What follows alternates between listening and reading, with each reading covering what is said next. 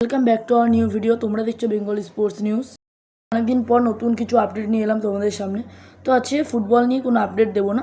আজকে যা আপডেট দেবো সেটা ক্রিকেট নিয়ে একটু আপডেট দেবো। আজকে কোনো ইস্ট বেঙ্গল বা কোনো মোহনবাগানকে নিয়ে আপডেট নেই। আজকে যা আপডেট দেবো সব একটুখানি ক্রিকেটের। তো ক্রিকেটে বলতে আইপিএল নিয়ে আপডেট দেবো, অর্থাৎ কেকেআরকে নিয়ে। তোমাদের সবার প্রিয় রক্তে আমার কেকেআর, তো কেকেআরকে নিয়ে কিন্তু আজকে একটু আপডেট দেবো। ভিডিওটা বেশি বড় করবো না, তো মেন টপিকে আসবো।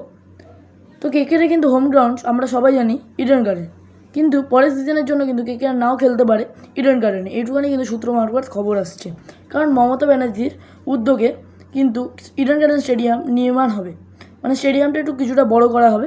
তো তার জন্য কিন্তু কেকেআরে খেলা পড়তে পারে, সব খেলাই বলতে গেলে পড়তে পারে বিশাখাপাত নামে। এইটুখানি কিন্তু আপডেট আসছে এখনও পর্যন্ত। এবং লাস্ট এবং মেন আপডেট বা বিগেস্ট আপডেট তোমরা কিন্তু বলতে পারো এই আপডেটটাকেই।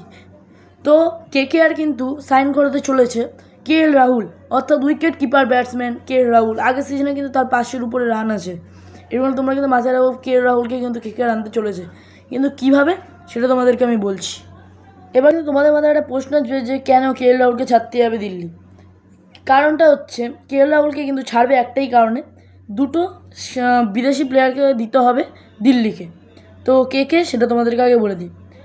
এক হচ্ছে রমেন পাওয়াল, আর একটা হচ্ছে গুরবাস। আগের সিজনে কিন্তু রমেন পাওয়াল কিন্তু ভালো খেলতে পারেনি আমাদের কেকেআর হয়ে, এবং গুরবাস কিন্তু নেক্সট দুটো সিজন কিন্তু মোটামুটি খেলেছে।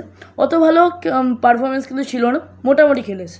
আমি বলবো না যে একদম তুচ্ছমূলক বা বাজে খেলেছে, কিন্তু খেলেছে, মোটামুটি খেলেছে। তো এবার ছেড়ে দিলে হয়তো কেকেআরের কোনো গায়ে লাগবে না, তার বদলে একটা ভালো প্লেয়ার পেয়ে যাবে। কিন্তু এই প্রসেসটাকে চালিয়ে যেতে হবে, এটা হচ্ছে বড় কথা, এই প্রসেসটাকে চালাতে হবে। কিন্তু কেকেআর কিন্তু এই প্রসেসটা কীভাবে চালাবে সেটা কিন্তু কেকেআরের উপরে পুরোপুরিভাবে পড়বে। আজকে ভিডিওটা এইটুখানি ছিল। তো তোমাদের কেমন লাগলো ভিডিওটা তোমরা বলো।